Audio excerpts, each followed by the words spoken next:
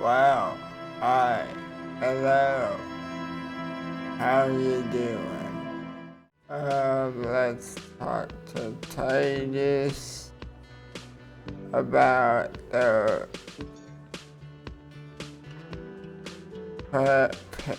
pigs person. It's you again. What is it?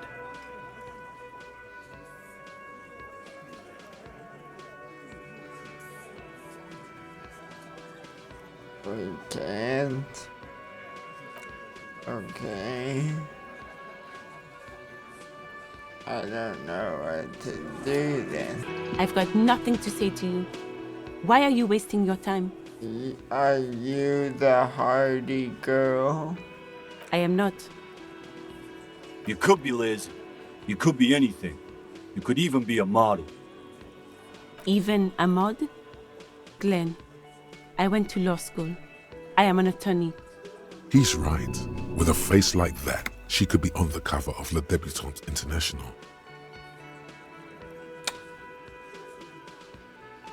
He's right, you know.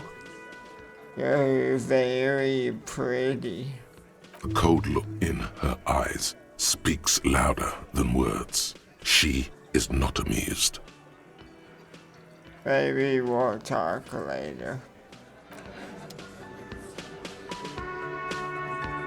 Wow. Tiles on the cube are still smoldering, casting the framework in a soft glow. Fluorescent play and print keys shine on the keyboard. Look inside the compartment. It's empty like a beehive without its brood. Some cables have been left dangling, disconnected. The filament you have would fit perfectly inside the compartment. Oh.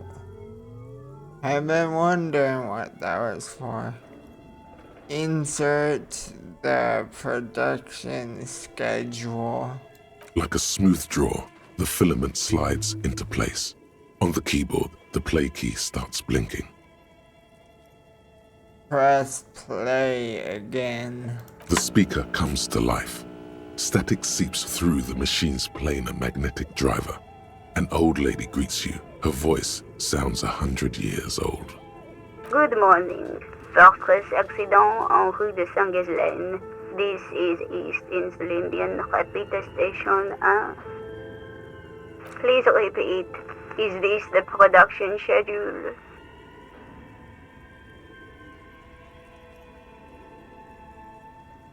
Yvonne, it's me again. How are you? Good, thank you. Please repeat. Is this the production schedule? Let's try the password for the production schedule. Good. Please repeat the password. Afterlife death. Good. I've unlocked the production schedule. After ending the call, please press print to access the filament. Really? She just used the same password? Maybe those radio computer guys aren't that paranoid after all. Fortress accident. Is there anything else I can do for you today? That's all for now. Thank you, and goodbye.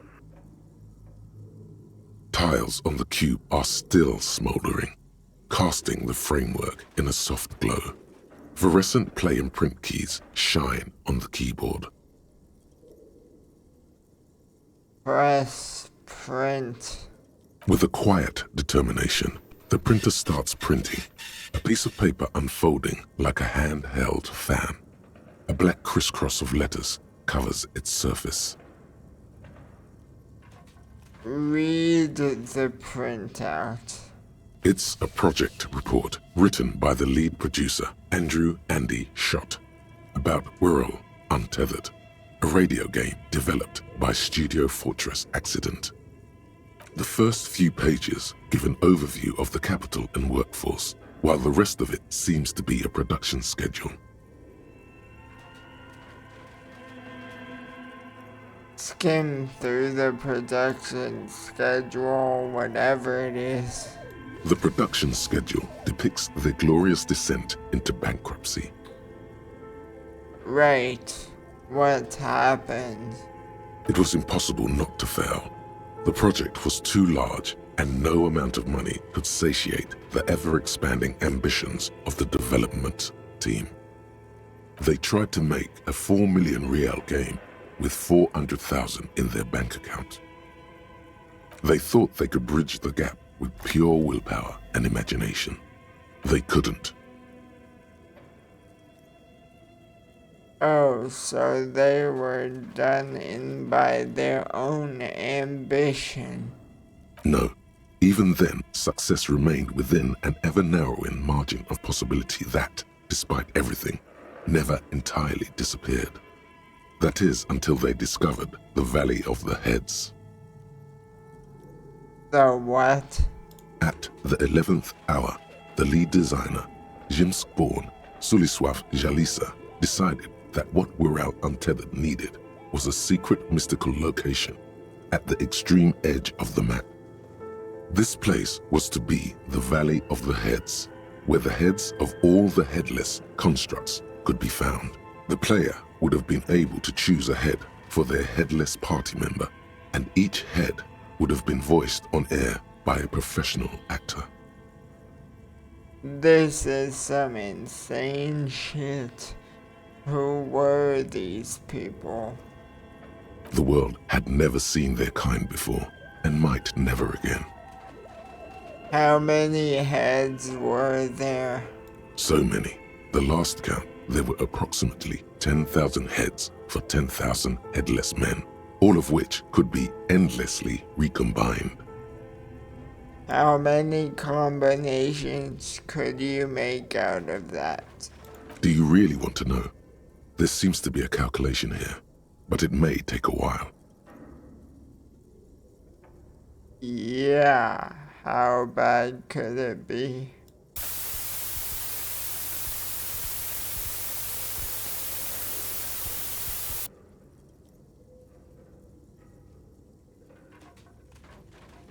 Wow.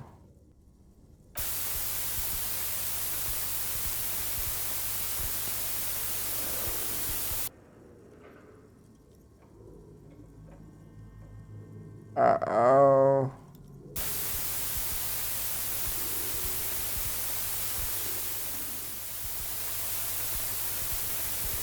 The lieutenant taps his foot impatiently, his arms folded tight against his chest. He's dying for a cigarette. Come to think of it, you are too.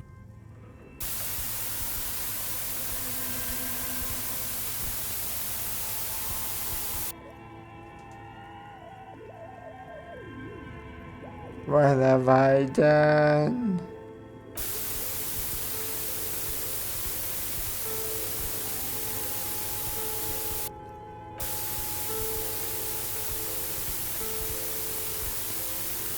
What if you broke the radio computer? What if it's never going to stop?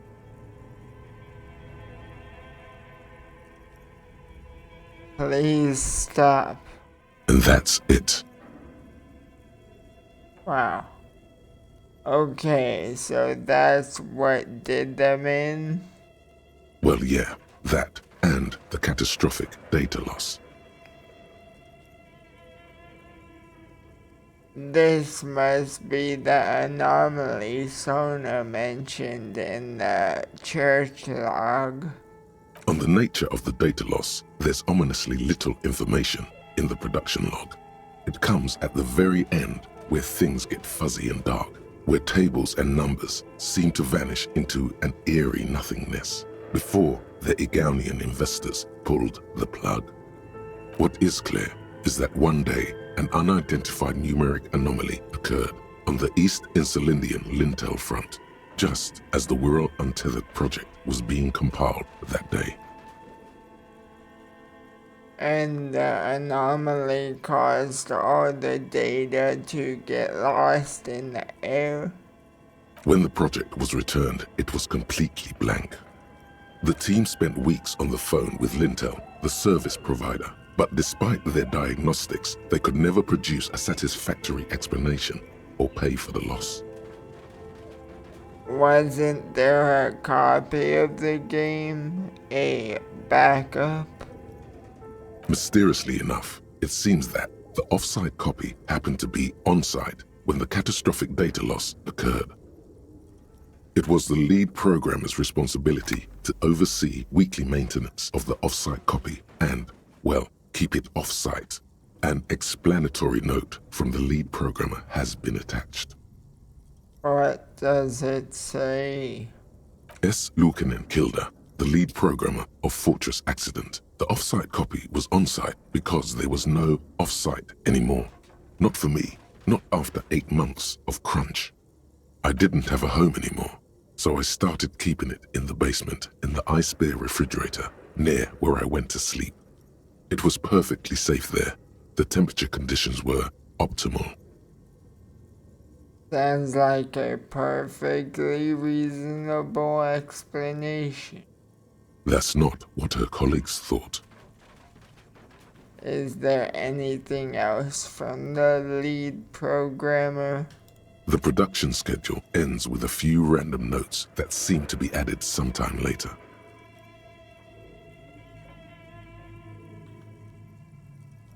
Read the notes at the end. 4 months later, by an unknown author. I am the only one left, and it's gotten rather damp here. A few other businesses have gone under too. Slipstream switched to making skis, and the hairdressers just left, cursing Martinez. They're right though. Something's seriously wrong with this place. Martinez, all of it. Still haven't got an answer from Lintel about what happened. All I could get were the physical coordinates of the error on the East Insulindian front on that day. Since the computation happened on air, I reckoned it had to coincide with an actually existing location. I have compared the coordinates to a map of Revachol West. Turns out it's only 800 meters from here. The address is Saint-Brun 1147. I am going there to look this thing in the eye. Saint-Brun 1147? That's what the street sign next to the church said. Tear off the printout and throw it away. Tiles on the cube are still smoldering, casting the framework in a soft glow. Fluorescent play and print keys shine on the keyboard. Remove the production schedule. The filament slides out of its glowing nest.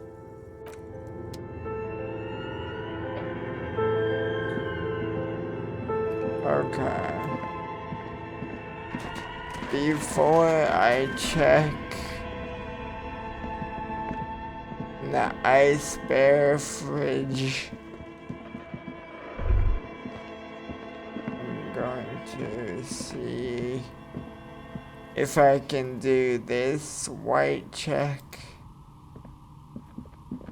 Oh, it's you again. Are you looking for a die?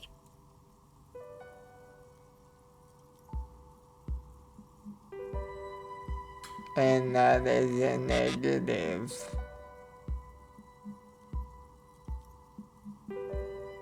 Do you know what happened to the other tenants? Everyone else is gone. More or less. Are you interested in anyone specific?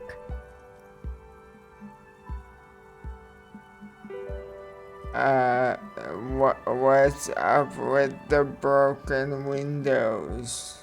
Oh, this one's a mess. There used to be a company that promised to repair windows 24 hours a day. What could go wrong with this one, right? Turns out, the business was actually set up as a front for an illicit group that was producing snuff medias. Who would have guessed? And they never cleaned up the debris either. Now it's just littering the hallway and I have no idea how to get rid of it on my own. Cool. Very cool. About the debris. But what's a snuff milieu? It's a Sub Rosa radio station that broadcasts real murders with real victims. Some people pay good money to get off on it.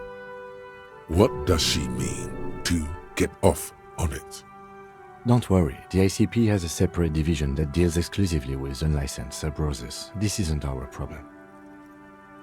Good luck with that. It's not easy catching those perpetrators.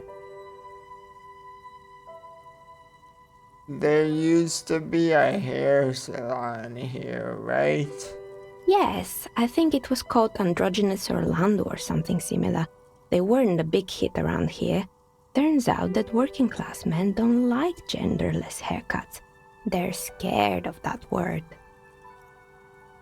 You wouldn't like it either. The others would laugh at you. What's wrong with a bit of experimenting? Their customers should have been more open-minded. I guess it just wasn't the time yet. What happened to the gym? It wasn't merely a gym, it was Artemiteps Boxing Club, a community project created to steer at-risk youth away from drugs and crime. How did that community project work out? It didn't. If anything, it made the youth situation in Martinez even worse. At some point, someone started a rumor that the punching bag downstairs was full of amphetamines. You should have known it. Eventually, the coalition took away the funding and the club went bankrupt. This was a few years ago. It's gotten much more peaceful around the plaza ever since. Did someone here make stuffed animals? I saw mounts lying around. You mean Mr. Fabron, the taxidermist? No, he mostly just did drugs. But what drugs exactly? Anything else? I found creepy mannequin. There used to be a fashion atelier here, but I have forgotten the head designer's name. They were doing well for a couple of years, until the insect rights activists came. Insect rights activists? What in the name of? The atelier produced a certain collection that used chitin among the materials. Apparently chitin is made in the Occident, where it's extracted from beetle wings. And you know how all kinds of political movements are big in the Occident. The activists shut down the biggest chitin supplier, which of course caused the price to skyrocket. And, naturally, all the most fashionable tastemakers refused to be seen in chitin from then on. The atelier went bankrupt before they could finish the collection. I'm glad someone took care of the little guys. I like insects. Really? Anyway. Poor guy. Suddenly, you get a feeling that insects are important to the case somehow. It's hard to say why. What's with the rotor blades and skis? They were made by a company called Slipstream. After they pivoted from making rotor blades to skis, their chief executive took off on a vacation with all their money. Honestly, I think it's quite funny. I think he's still sending out holiday transmissions from Tulula or Tiumotiri or Hashtkor or wherever he is. Interesting. What do these transmissions say? The usual, I imagine. That he's been thinking up all kinds of new business plans and can't wait to get started on them just as soon as he returns. Men like that are a curse. Sure, but Slipstream is history now. All their remaining assets got seized by the bailiffs in 47. I have no idea why those skis and blades are still lying around in the house. Not much use now, I guess. Maybe you could make a sword out of one. No, wait, forget it. It would take too long. I found a strange machine. Fortress Accident, the radio game studio. She liked them. They were an interesting bunch. We talked about role-playing systems every now and then. Once, I even saw two of them get into fisticuffs over Wirral. They certainly took their work very seriously, even if they seemed to be chronically liberal with their schedules. What do you mean a liberal? What happened? The usual. They ran out of money and couldn't get the project done on time. What went wrong? Well, I did hear them talking at times. They seemed to believe they were historical individuals on some grand quest. From what I've seen so far, the project did look quite impressive. Yes, but when the money started to run out, they just began to complain a lot about capitalism. You know, how the markets are rigged to keep out new businesses and so on. In the end, they just didn't get it done. They didn't have enough willpower to produce something truly historic and to show up to work on time. She's right. Showing up to work on time is important. Showing up to work on time is hard. No, scratch that. Showing up to work at all is difficult, especially if you've been drinking. You're right. They should have just tried harder.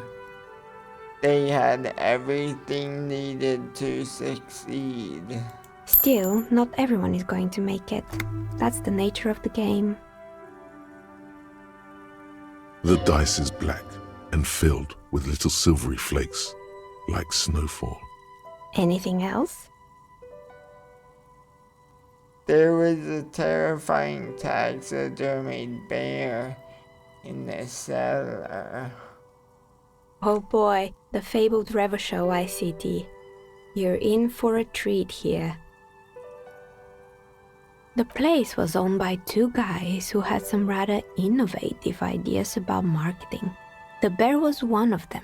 Now ask me about their other ideas. Alright.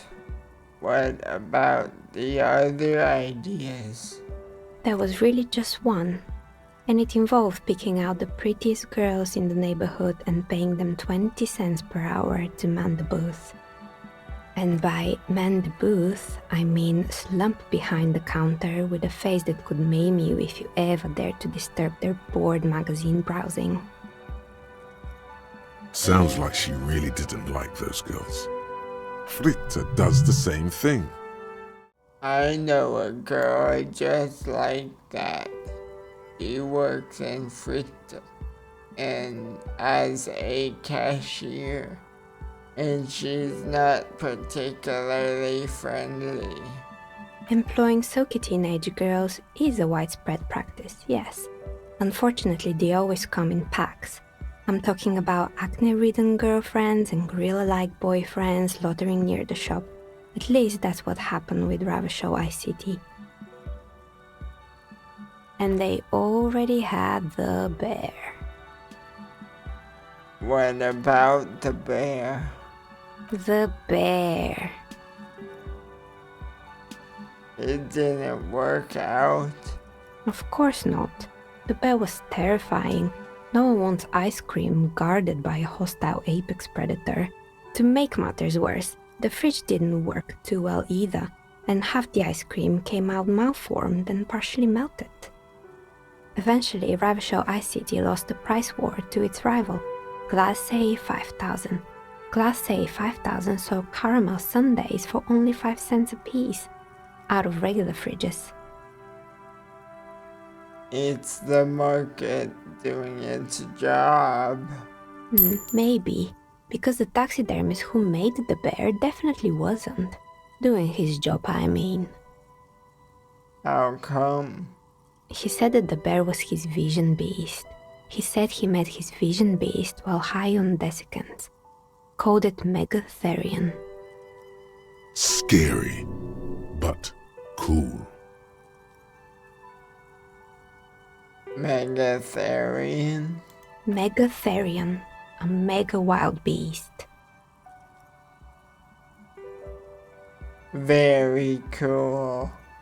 But I don't want to hear about bears anymore. Let's move on. Oh, I totally understand. Anything else?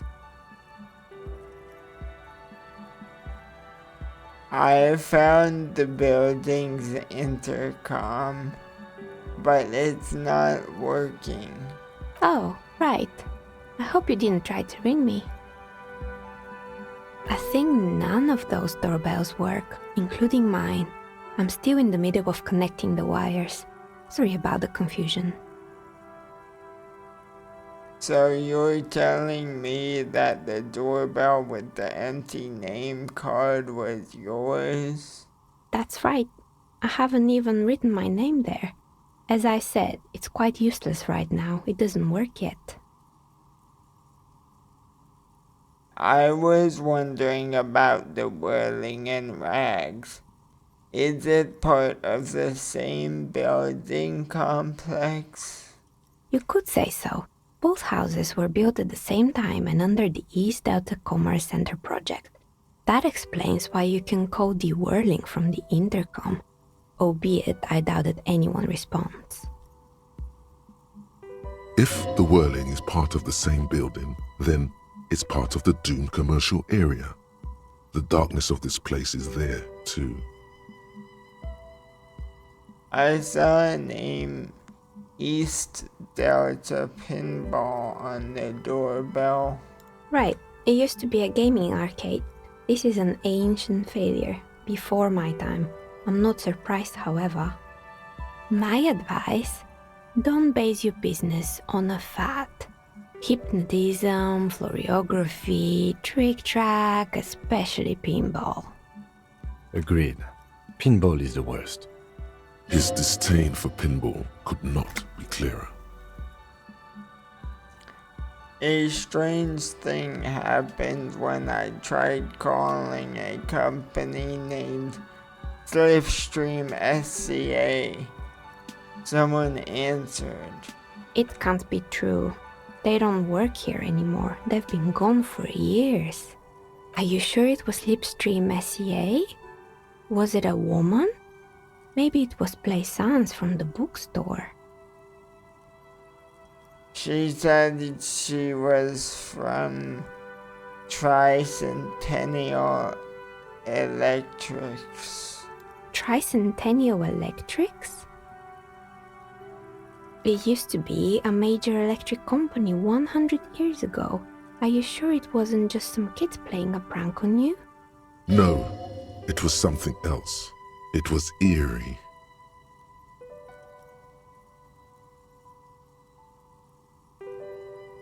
You're right. I probably just got made fun of.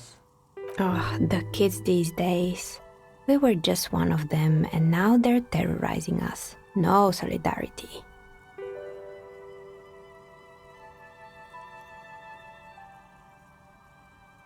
Actually, maybe it was a recording.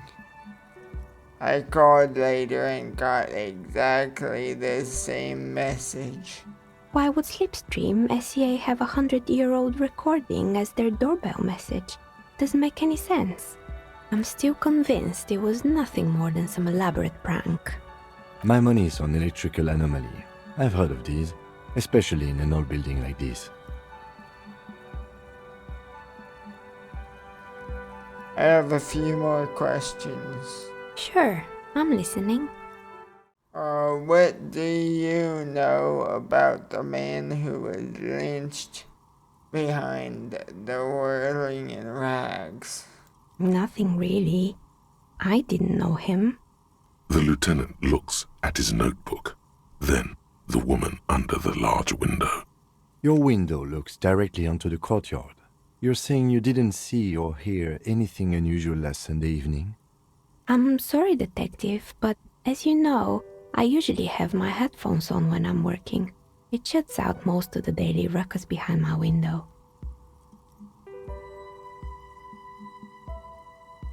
Do you often work Sunday nights?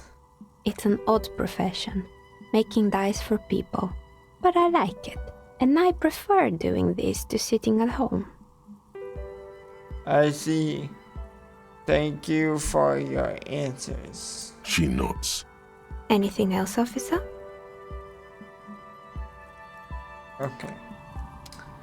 Let's go take a look at the ice bear fridge.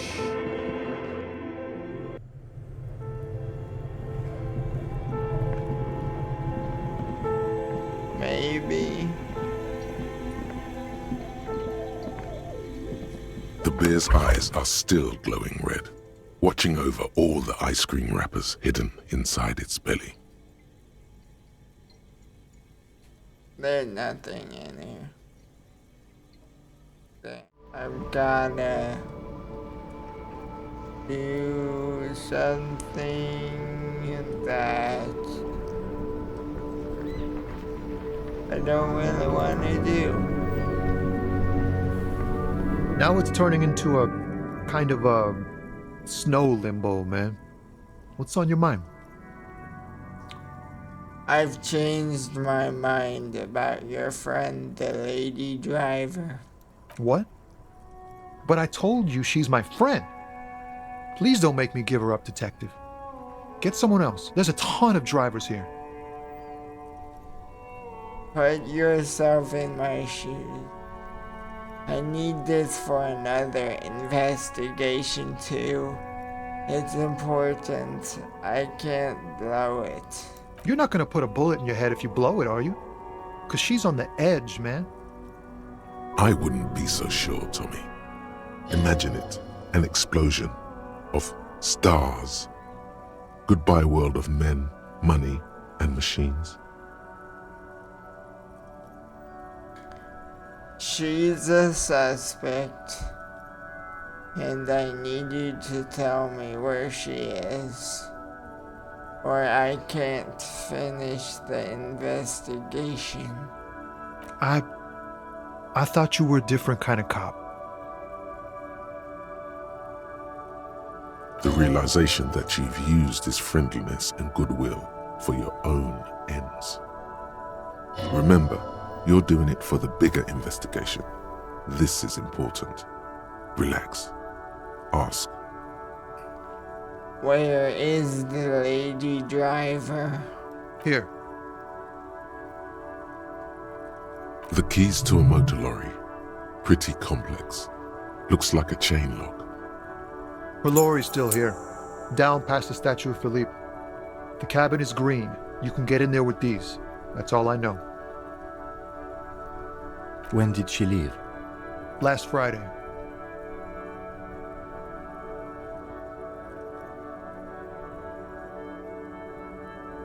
And why did you have the keys? She left them to me because she trusted me.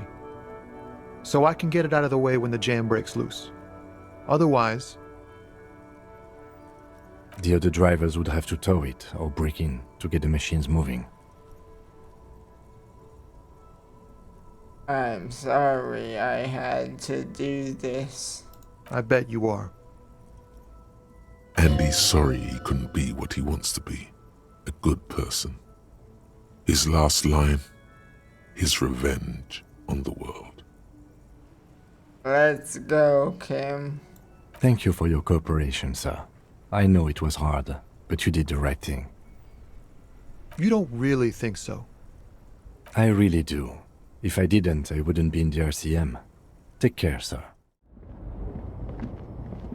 This screen found A to Z Contemporain is parked in the shadow of the ruins looming overhead. It's seen better days. This is the one our man pointed to. The glass on the side windows is tinted and covered with dust. You can barely make out the shape of the seat and two steering levers. It feels like you're peeking into someone's home residence. Inside it's private, cozy, warm, dusty too. You push the key into the lock and turn. It makes a cracking sound. Then the door pops back a few centimeters. You can just... The smell of cigarettes and perfume welcomes you. The cabin inside is plastered with old movie posters. Actresses smile from the walls. There's a radio transmitter in the front and a toolbox tucked under the driver's seat. Some tools lie scattered near the pedals. Admire the posters. These are movie posters featuring starlets from long-forgotten films from the 20s, the teens, even the 90s of the last century.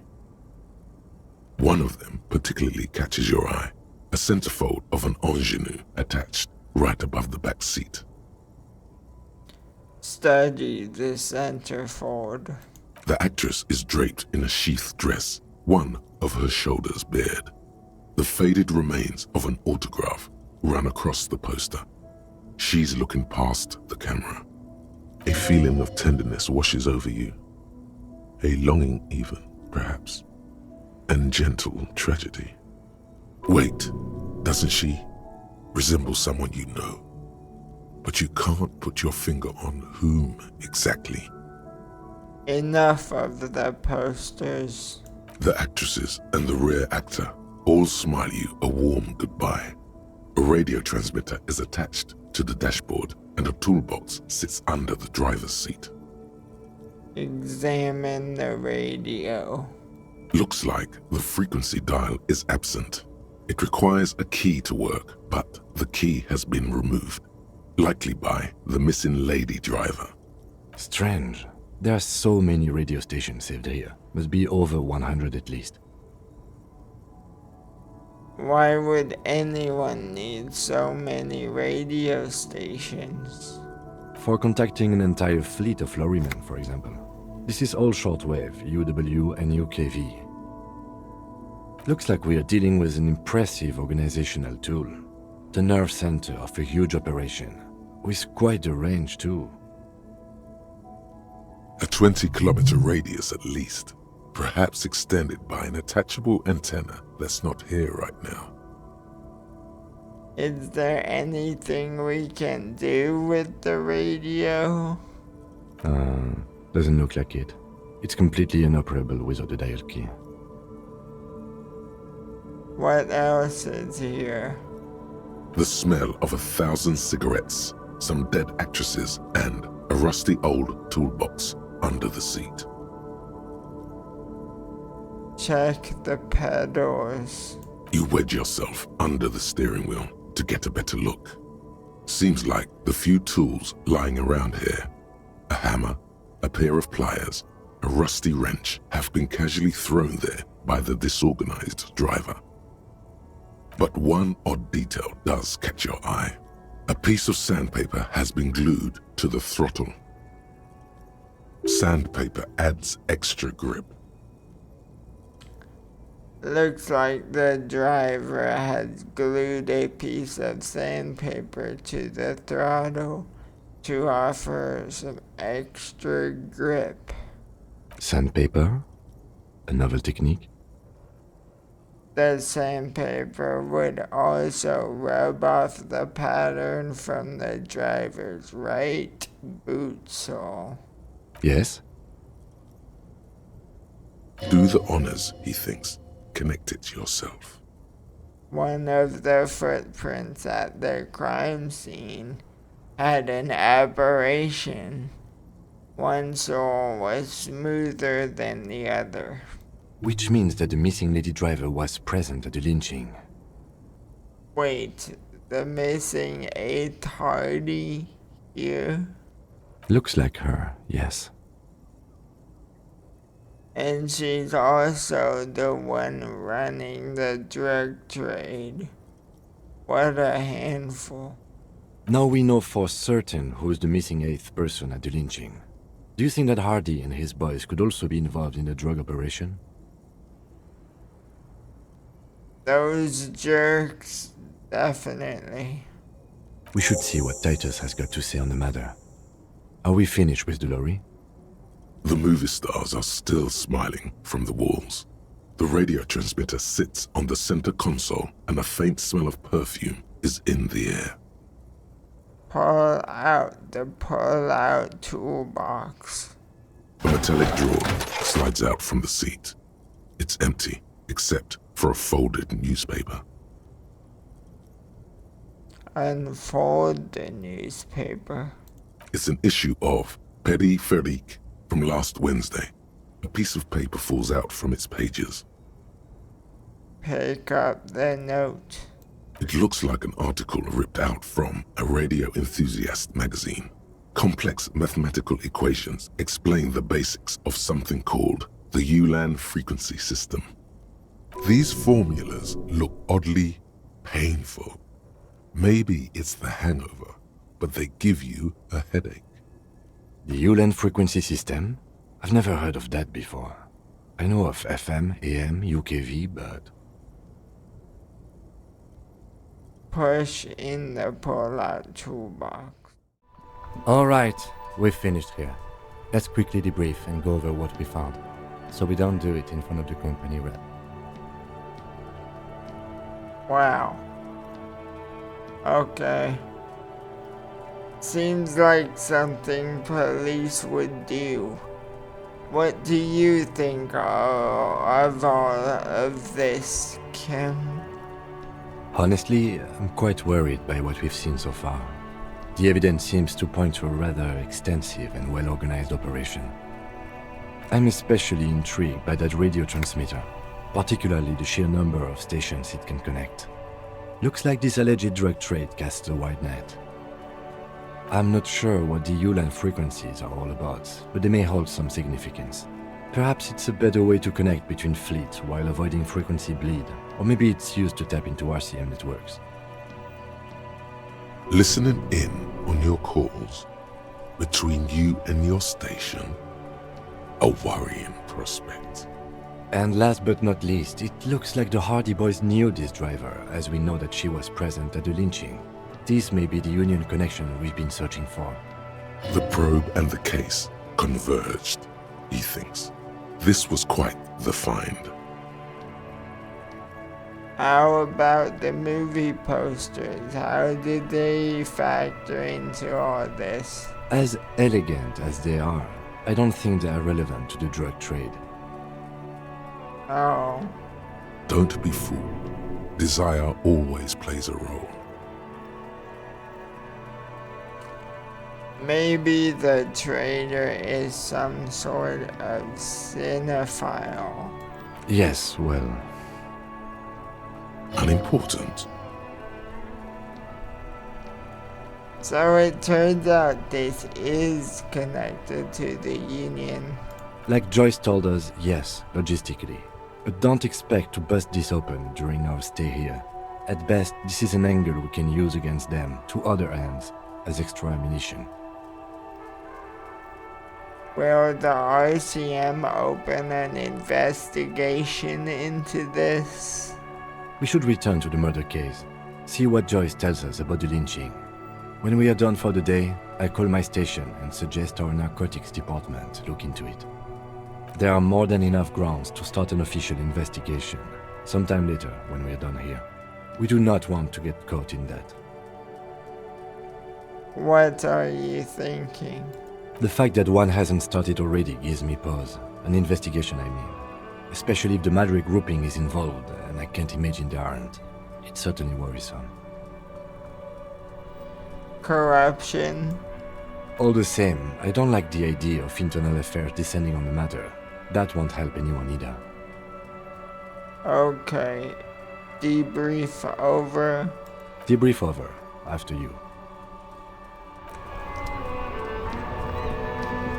To Joyce now. You're back. Good. What can I help you with? Not an umbrella, I hope. I don't need one myself, you see. All around you, rain keeps falling down. On the wooden boards she's standing on, and on the water around you. I could use a coat like that. The rain is freezing. Sadly, I need this one myself. It's hydrophobic, repels water, almost magically. The company makes them for offshore platform personnel. Very sturdy. That's crazy. What I can do for you is answer some questions. Nothing like talking to pass a rainy day.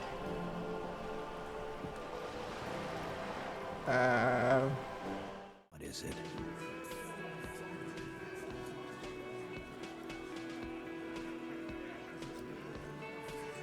Guess what? I've connected you to the local drug trade.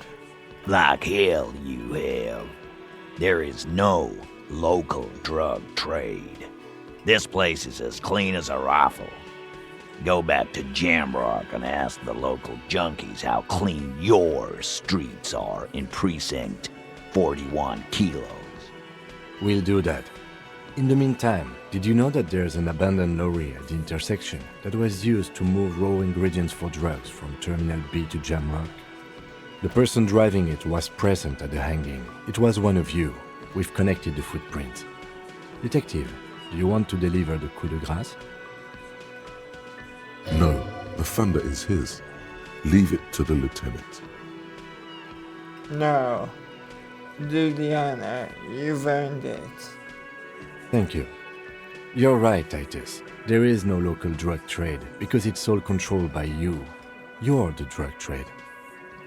That's a mighty interesting theory. I guess that's what you would need to do, theoretically. A big, strong, state-run monopoly would outcompete the runts on the street. Yeah, man. Theoretically, that's what you would do. To get rid of the gangs, the dealers, even some of the junkies. You would need good, trustworthy people to take their place, of course. Hardy men to run such a monopoly. For the good of the community, of course. This is disgusting. You're admitting to profiting off of poisoning your own people. Boo fucking who? People will always be taking drugs. Might as well do it clean and organized. Yeah, that's what the labor movement is all about. Clean and organized. And the Hardy Boys are running it. Theoretically, of course. We're just talking politics here. My answer to your drug accusation is, how dare you? Go fuck yourself. Not quite yet, Mr. Hardy. There were 8 sets of prints on the crime scene. There are only 7 Hardy Boys here. The 8th Hardy. The one who's missing. She runs the thing, right? My answer is, fuck off. Mind your own business. There is no 8th Hardy. I run this goddamn scene. Finally, you got something out of him. This could prove useful in the future. And here we go. Back to the usual. I know! Fatty walked on all 4s. He's so fucking fat he left 2 sets of footprints. Go fuck your mom, Dennis. That's more like it, boys. You heard him. It was Angus on all 4s. Anything else you need to know? You're back. Good. What can I help you with?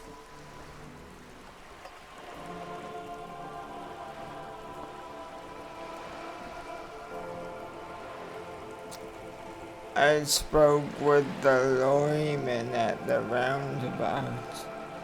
Yes, my eyes on the harbour have sent word to that effect. What have you discovered? Wait, where exactly are those eyes located? It doesn't really matter.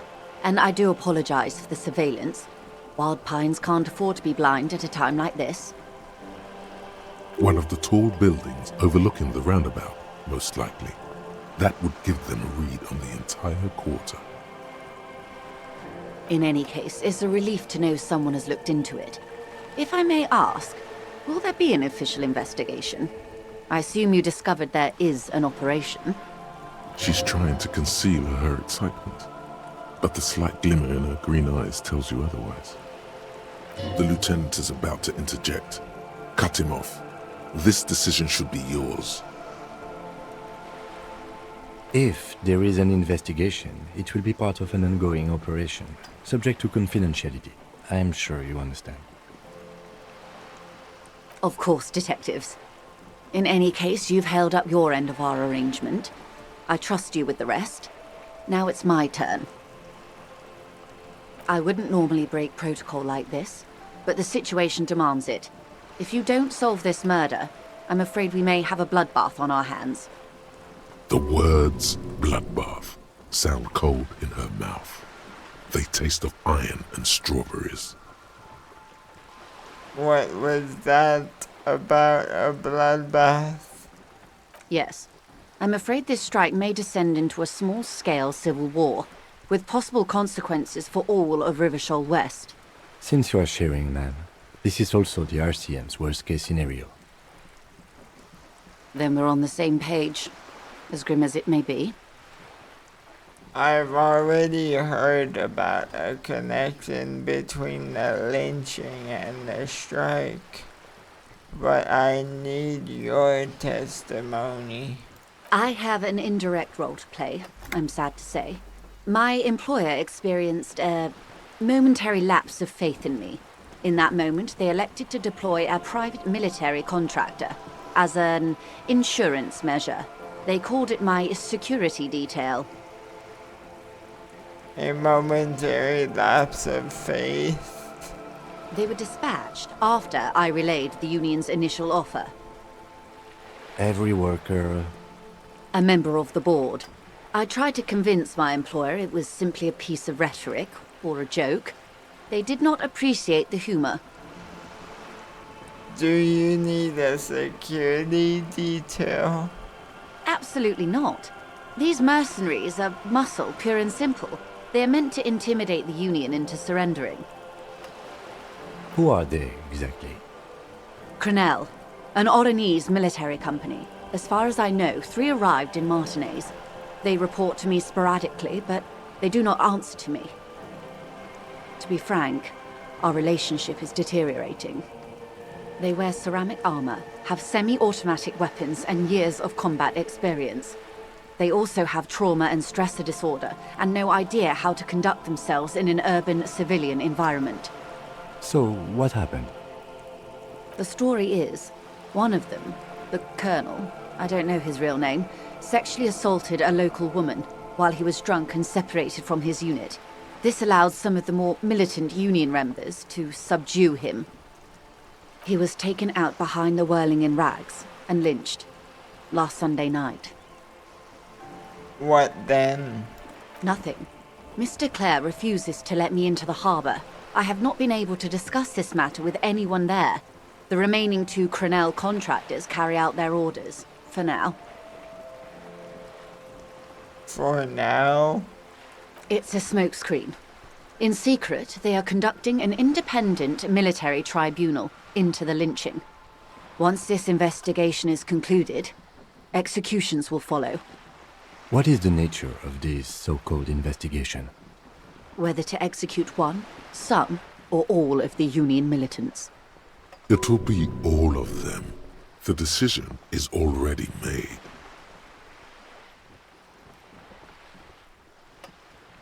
Maybe the investigations can team up. You know, share resources and intelligence. Surely you're joking. These people are killers. My only hope is that yours provides a single, concrete suspect before they indiscriminately pick theirs. Simply put, if you don't pin this on someone good and do it fast, they will identify and execute everyone present at the lynching. This in turn will force the Union to respond. They would have to project strength and power. The Debarders have over 2,000 men. It will be 1,000 to 1. Have you ever seen a Hornet invade a beehive, Lieutenant? These men work in tandem using semi- and fully automatic firearms. Their armor is virtually impenetrable to muzzle-loaded weapons, even yours. Most Union workers don't have guns at all. The muzzle loaders need to be reloaded after every 1, 2, or in your case, 3 shots. The automatics every 1 or 2 minutes. As I said, a bloodbath.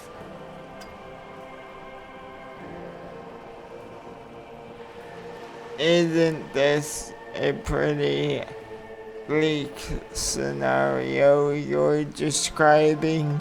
Many bleak scenarios have already come true, Lieutenant W. Frater Dubois. All we can do is keep the rest from going the same way.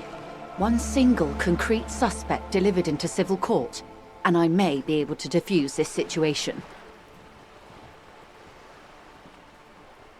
What can you tell me about Crenell? Not much. Their public resume is relatively good, as far as private military contractors go. I believe they were once called Downwell. Down a deep black well. They boast a long list of clients: Saint-Baptiste, Welchman-Lorenz, Eintracht. A warning sign, however. The operations concerned all take place in third or fourth world countries. Guarding facilities, escort missions and such. Meaning they're used to operating in war zones. Yes. All the good conflict corridors, Supramundi, Yesut, the Seminese Islands, countries that don't have a good record reporting atrocious military conduct on their soil. Okay. Anything else you got on them? Sadly, no. Before this happened, I had little interest in them. Now that I do, I don't have the resources. If you still have access to the ICP's database, you could run a better background check than I ever could. It may take some time, though. Do you know a lot about the inner workings of the RCM and the ICP, ma'am? In my line of work, it pays to do your research. I was prepared to deal with the RCM. I did not think I'd be dealing with a group like Crenell. Could you contact the company? Tell them to call them off? I have. And they will. However, these orders take time to reach what is basically a rogue unit out in the field here. Until they do, it's all on us. You said the deceased assaulted a woman? Or he didn't. This is information passed on to me from some teenagers loitering around the canal. I cannot testify by it. What did these teenagers by the canal say? That the man was killed because he assaulted a local woman. I've asked around a bit. This seems to be the accepted story around Martinez. This does not come as news to us, but still. To your knowledge, where did this assault take place, if you know? Last Sunday night, at the Whirling in Rags, the hostel by the gates. Supposedly, the colonel was drunk, maybe on narcotics too. Either way, he's alleged to have sexually assaulted a woman. Sometime later, a group of dock workers got their hands on him. I know the woman you're talking about. We have it under control. Good. Then you've made progress. It's imperative that you move fast. The tribunal will not be patient. This colonel, the one who was hanged, did you know him? If you mean did I see him alive, yes. But I did not know him. You don't know how you know. It's not written on her face, nor in her voice, but she had sympathy for this man. His name was... Lely. His service name, a nom de guerre, most likely. He wouldn't divulge his full name. Only one of them did. A bad sign if there ever was one. This Lely. Anything else? Nationality? How old would you say he was? He was 40. Or 50. It's hard to say which. He had a combat injury on his lower jaw. It made it difficult to estimate his age, or gauge his facial expressions. This matches the dental reconstruction we saw on the body, and Classier also mentioned it, I believe. What else? Nationality? Accent? He was, Occidental, I think. Light brown hair, a mixed accent, Oranese, or Messinian, maybe. His injury gave him an accent all his own. In a way, it was humanizing. He had to learn to speak through it, through the injury. That's all I know, I guess. I only met him once. Must be hard to force your face to move in a new fashion. If you continue like this, you'll have an aneurysm. Then you'll have to.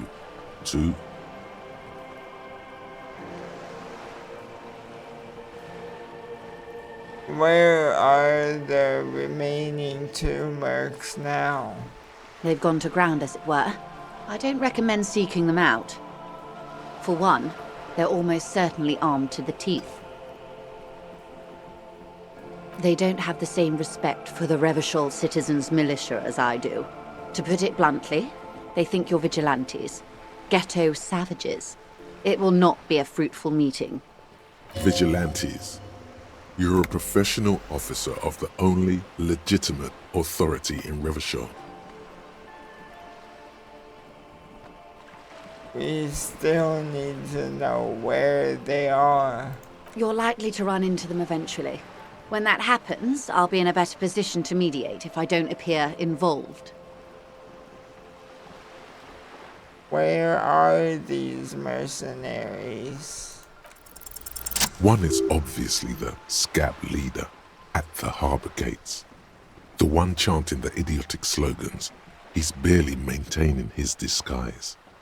The other has a vantage point in a building south of the roundabout. They were keeping tabs on you while you were canvassing the lorry drivers. One must be the goon in ill-fitting work clothes by the harbor gates. The scab leader. That may be so. I still hope you heed my advice. There's no need to kick the hornet's nest. For all your talk of averting this catastrophe, the situation at the gate is a powder keg. Does this not bother you? Of course it bothers me, Lieutenant. But my hands are tied. How would my employer react if it appeared I were intervening on behalf of the Union? Your concern may be appearances. Ours is keeping the peace. One is probably in a building overlooking the roundabout. That would afford a good vantage point. In any case, it's practically inaccessible. Where is your radio for contacting them, if I may ask? Do you have an earpiece? Heavens no. I'm not an undercover agent. There's a shortwave at the ship's wheel. Had another question for you. I hope I can answer it better. How much time do we have? Until the executions start? Truthfully, I don't know.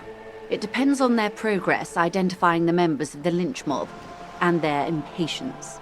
They don't report their progress to you? Not on this matter. I'm afraid they consider this a personal initiative. 5 days, not more. Maybe sooner. It's a matter of days, not weeks.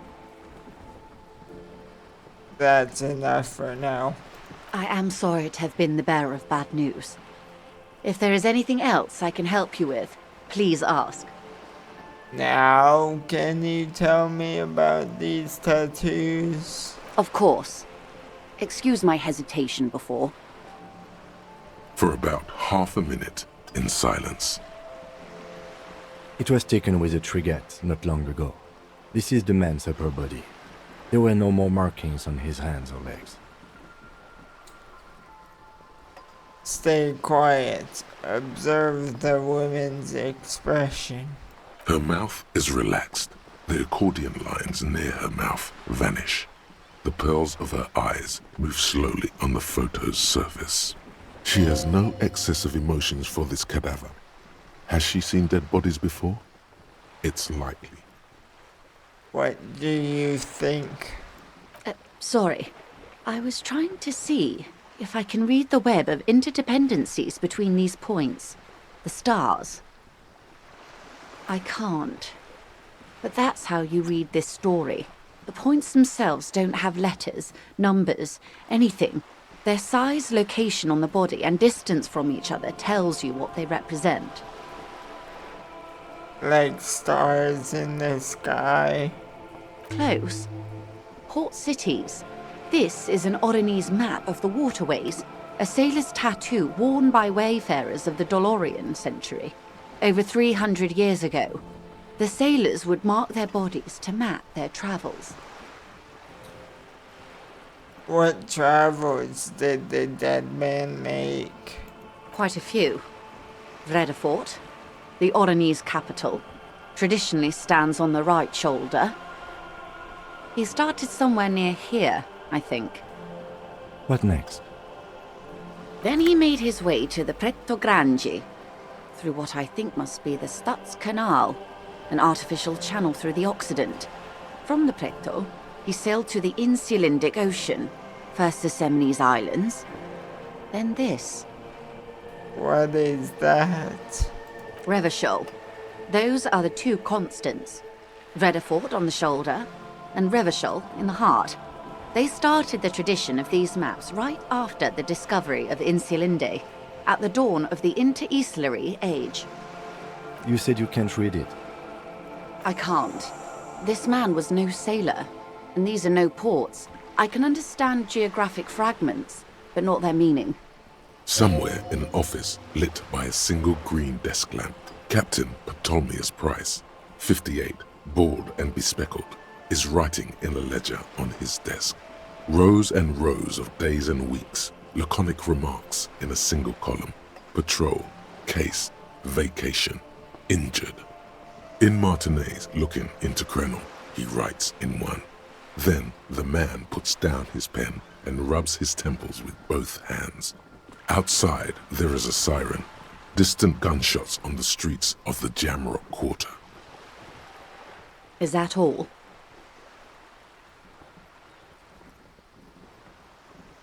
Who could tell me more? His platoon members? The other contractors. Though I do not suggest you go and show them that picture. This man was their friend and comrade. It could go this or the other way. Maybe if you're tactful, it could be beneficial. Challenge accepted. I say we do it.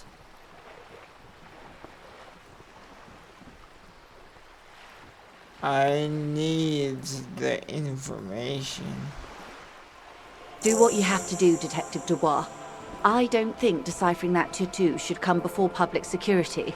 But if you should wade into the mob to find out, I couldn't stop you. We will be careful, ma'am. Is this the guy I'm supposed to ask about the tattoo? Right to work! Right to work! Shame on you! I think you may be able to help me decipher some tattoos. Don't think so.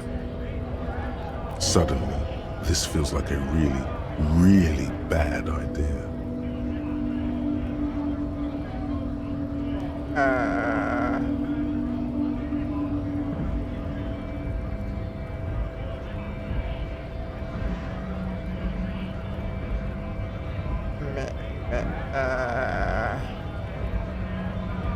don't know.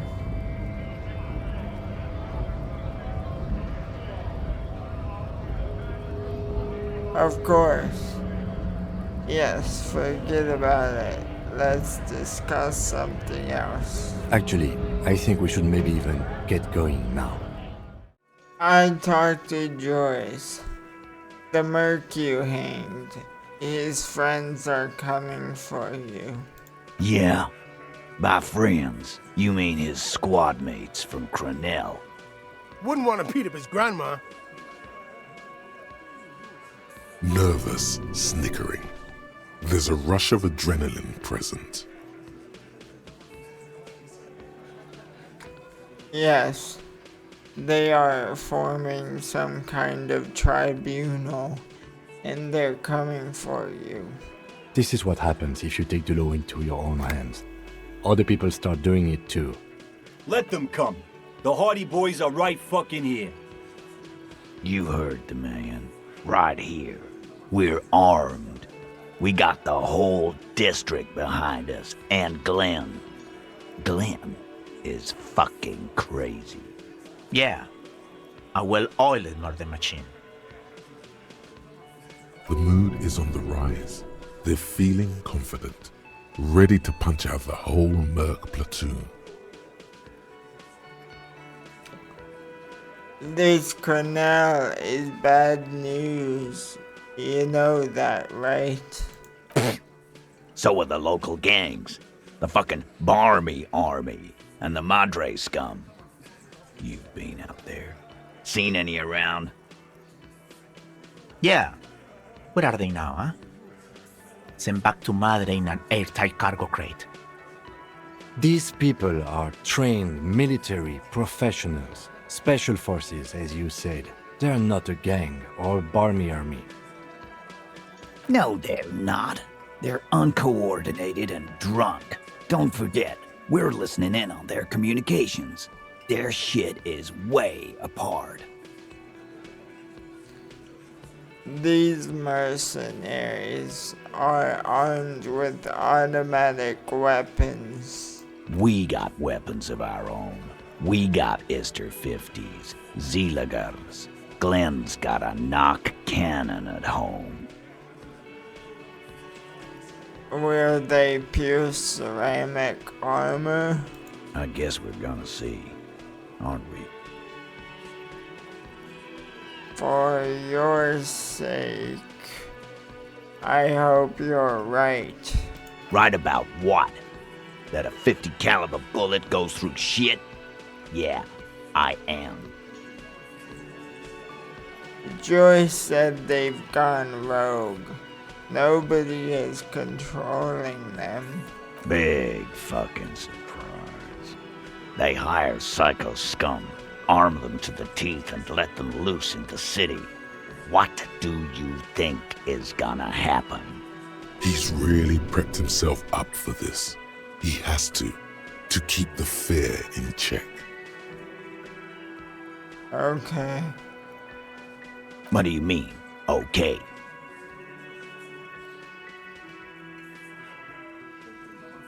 I mean, okay, they're going to wipe you the fuck out, Titus.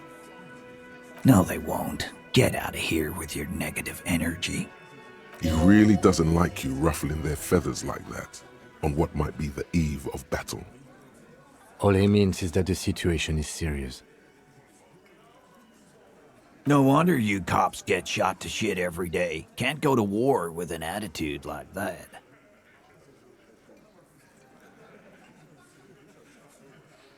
Wow.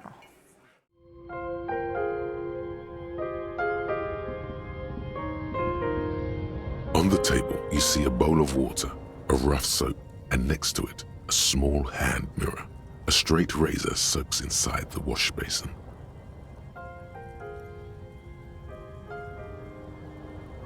Wow. I have a 72% chance to succeed at shaving.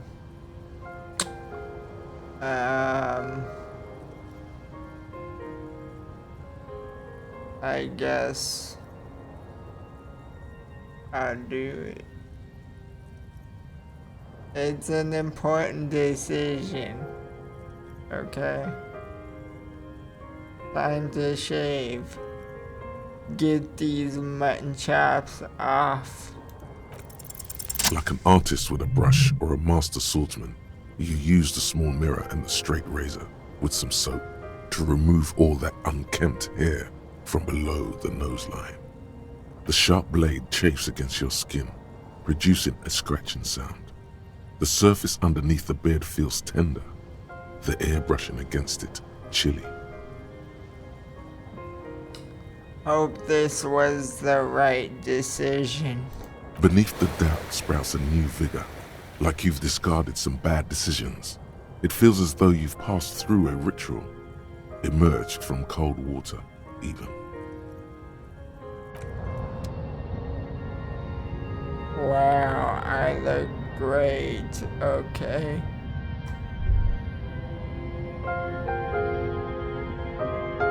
Alright, let's continue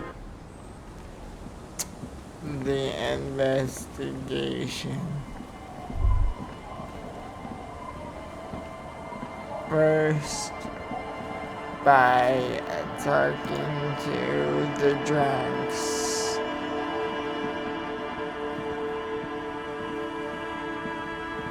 Tequila Sunset.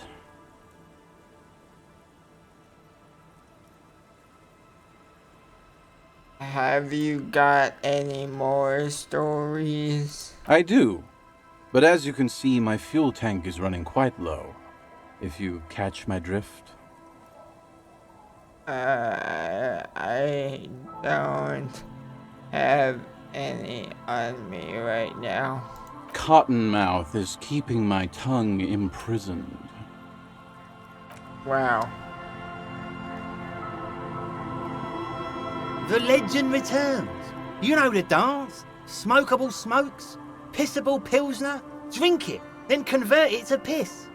And there's spirits and speed too.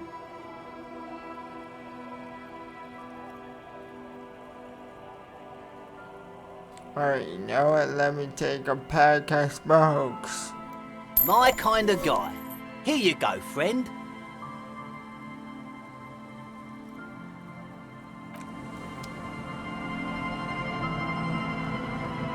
Okay,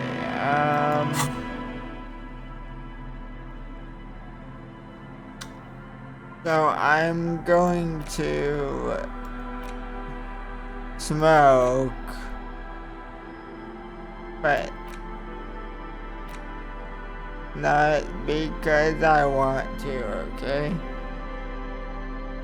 Of course, of course. I think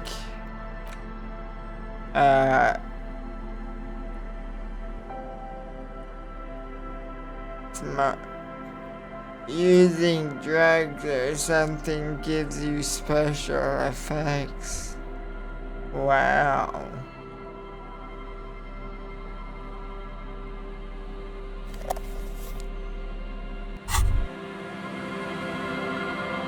There it is, a brave little army in your pocket. The first Smokes platoon. 20 brave souls standing in salute, ready to step into fire for you, sir. Pull one out of the pack. You picked the best one. This soldier is fat and succulent. What are you waiting for? Light up. Re-become yourself. Light it up. Get a load of this rock and roll cop hair, people. Johnny Thundercop fishes a cheap lighter out of his pants. With a flick of the thumb, there's fire. A primal satisfaction. Here we go. What are the repercussions if I do this? Repercussions? There's a high risk of glory, with a mild chance, cool genius. Smoking makes you into an intellectual. Everybody knows that. It will help you concentrate a bit. That much is true. It only lets you concentrate because you're in nicotine withdrawal. It only mitigates its own. Blah, blah, blah. Boring. Light it up. Dip that bad boy in the flame and breathe in. Thick, warm smoke gets sucked down into your lungs. Immediately, you feel a warm nostalgia fill your head, body, and soul.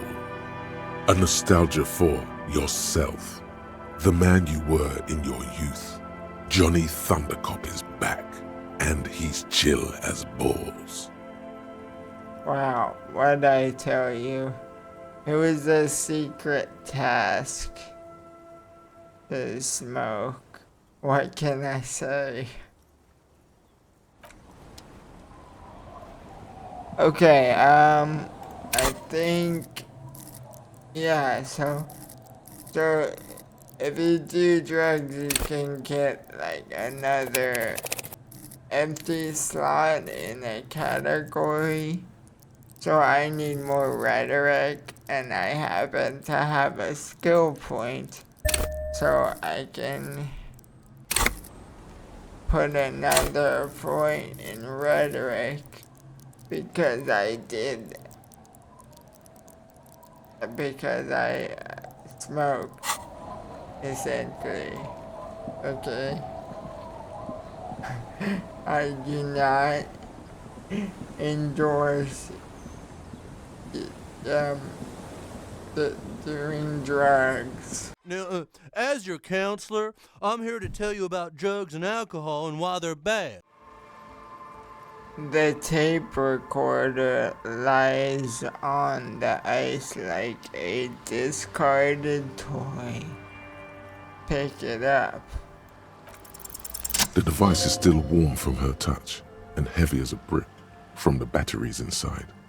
The company logo, Omicron, adorns its yellow plastic cover. Inside, the tape is rolling. The girl looks at the device in your hands.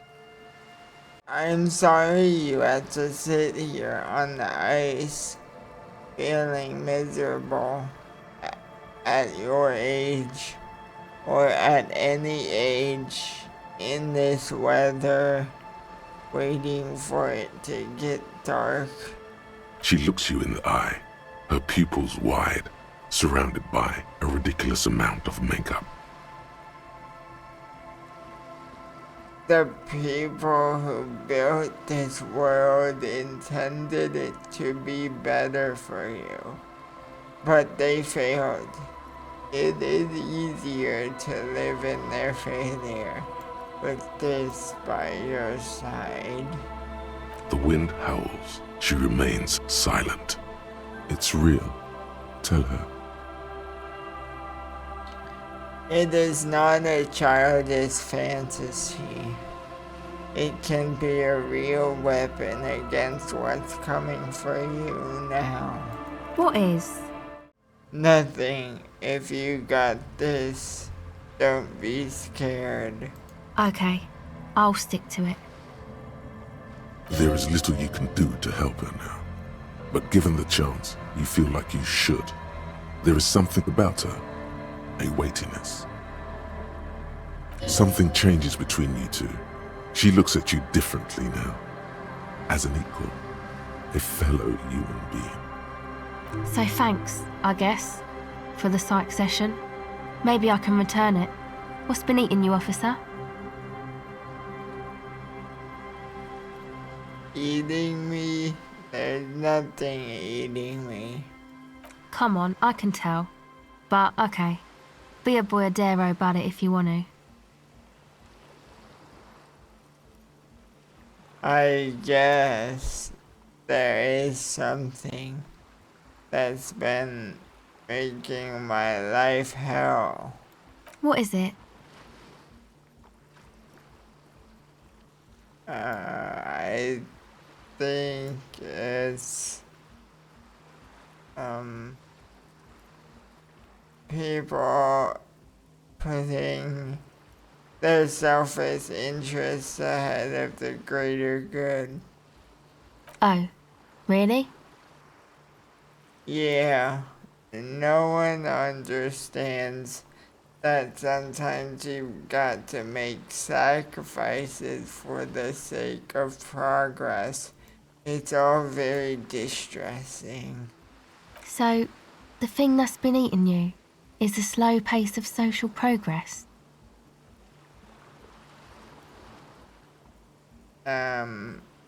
Don't get me wrong.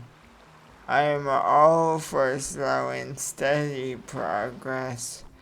I just wish people would be a little more reasonable, is all. Okay, so you're not that upset, it sounds like.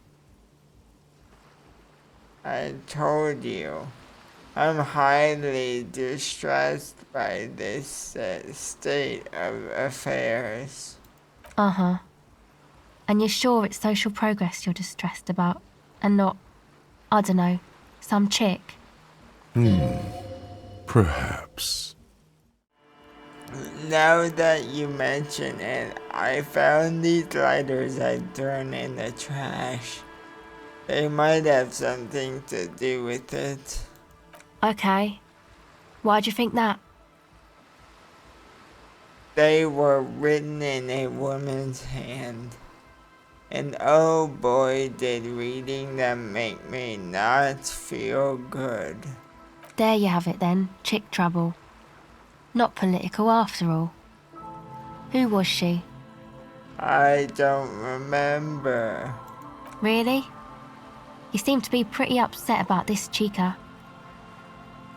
Are you sure you don't remember anything about her? Yep, next to nothing. Wow, man. That's some pretty strange shit. Are you sure the letters were for you?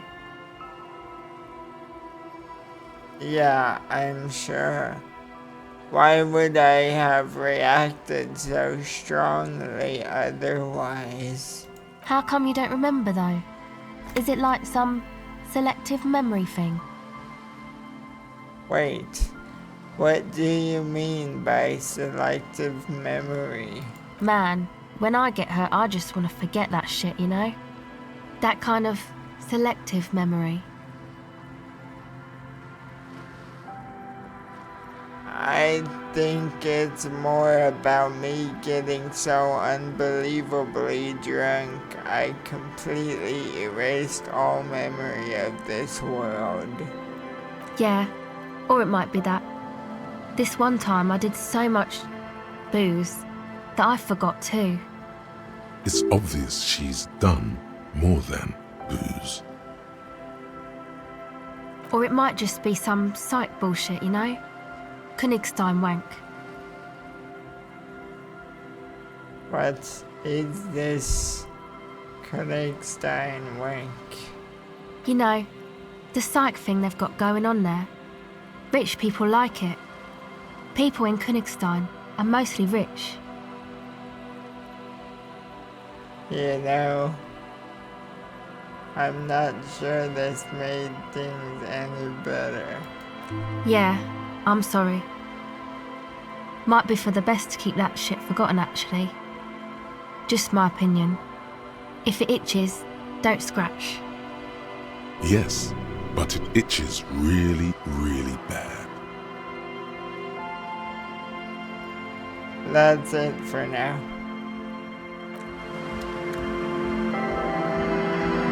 Wow, that was incredible. The large-headed youth has closed his eyes, lost in the music. Sensing you, he opens them. Good morning! Yeah! Pump it up! Pump it up! Pump it up! Is your real name Jermaine? Dark-Hard Hardcore! Jermaine Egghead! Basically, yes it is. Why are there lungs on your belt buckle? Lungs are for love!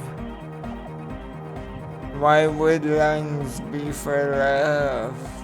When Dolores Day was anointed innocence, her lungs started glowing through her body. For the world loved her, and she loved it back. Yeah! Really? I think so. Thank you for the story.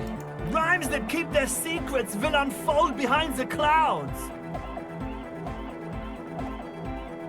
Maybe your body can tell you what Arno Van Eyck's jam is missing to make it harder core. I'm sure my body can tell me this, right? You know it in your lungs where the pressure should vibrate, in your heart that's alone, and in your solar plexus where the hits should land. So does every chordate animal. Needs more bass. What? In the melody. A good melody is what makes the song really stick. So that you can't get it out of your head anymore. Wow, okay. We should start with the melody. But where would we get that stuff from? I don't know. I was thinking you would know. I'm sorry. I don't know anything about Nordic music. I'm just the party boy. I get the people going and say it's hardcore. He feels ashamed he can't be of more service to the future of dance music.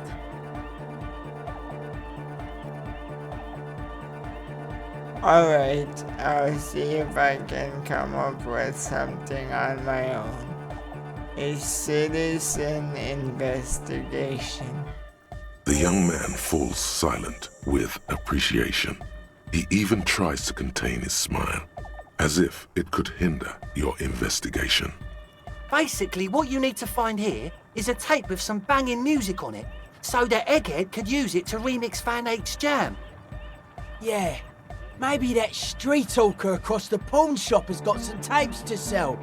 That's just an idea. There is a hawthorn tree on Rue de Saint-Ghislain, right next to the canal. A reel of magnetic tape is caught in its branches, like bronze ribbons blowing in the wind. It feels cold. Does it? Anyway, that's all yours to figure out, Copman. Copman!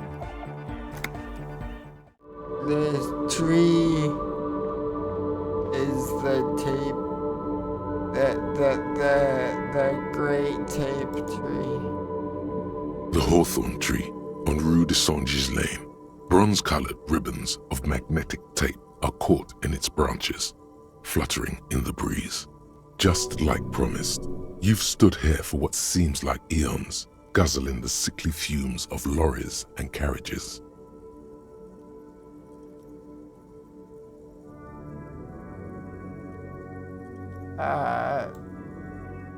Disentangle the tape. With slow and deliberate motions, pulling, bending, and unraveling, you manage to extricate the magnetic tape from the branches.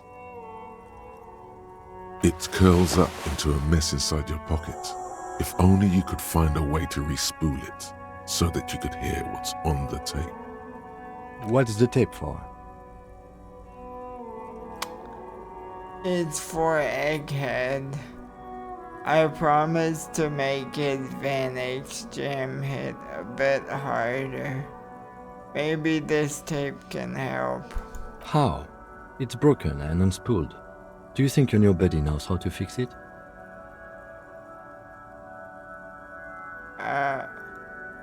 I think at least one of the ravers would know how to fix a broken tape if they want to set up a nightclub. You could also get it fixed at the pawn shop across the street. We shouldn't waste our time. Good idea. He might have the tools. The tape projector in the pawn shop uses similar tape. Shouldn't waste our time. What are you talking about? Oh, I was wondering if you could fix magnetic tape. I don't know why though. Come to think of it, let's read about the magnetic tape. This bronze-colored tape was found in the branches of hawthorn tree on Rue de Saint Ghislain. It gleams whenever a ray of sun hits the surface. Wow. Titus, you're being manipulated, okay? Convince Titus he's being manipulated. You should know by now. Titus Hardy will never falter. One of his boys will. Just remember, it's about more than Glasia. It's about these men and Martinez, their district, their responsibility. Outside, under the rising sun, tattered and in ruins, the windows of the cafeteria aglow with her morning light. That's it then, case closed. We're going home, Kim. Huh? He'll get it. Go on. Write it down, Kim. In Martinez, they just kill you because they don't like you. Got it. Kill you because they don't like you. All because... Because you work for the wrong people. Goddamn right. This is Union Town. You work for the company, we will kill you. Fuck, Dennis. We don't kill you if you work for the company. Half the harbor works for the company. Work for the wrong company, and they execute you.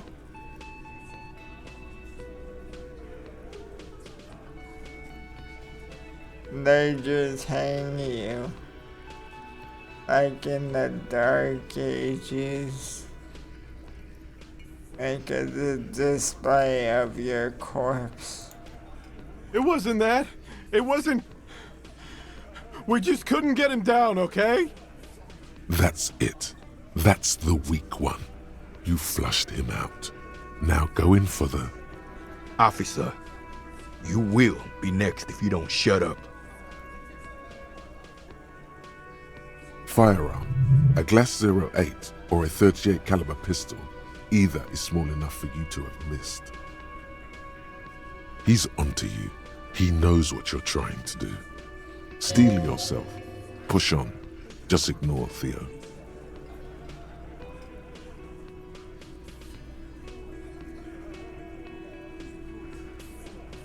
Turn to Angus. Or what? You're gonna kill me like you killed him? For no fucking reason? We didn't kill him. We didn't even hang him. He was dead when... Shut up, Angus! He was dead before you hanged him. Fatty! Say one more thing to the cops and I'll... Dennis, stand down, or I'll beat your head in. Theo, take your hand off the belt. This isn't 31. I've got this under control.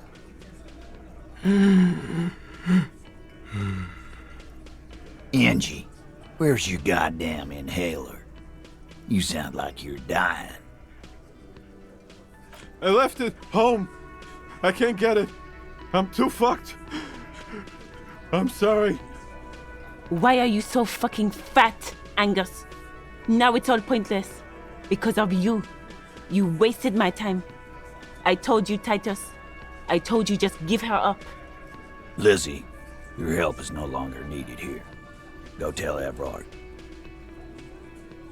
Fine. I'll tell him. after a long walk along the coast. What just happened between these two? You're in. He's all yours. Questions.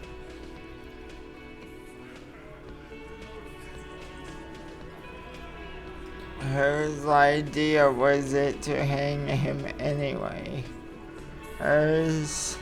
In a manner of speaking. What do you mean? We had help from another girl. It was her idea to hang him, and I liked it for political reasons. It sent a good message. It's her, isn't it? The drug trafficker, the missing 8th Hardy.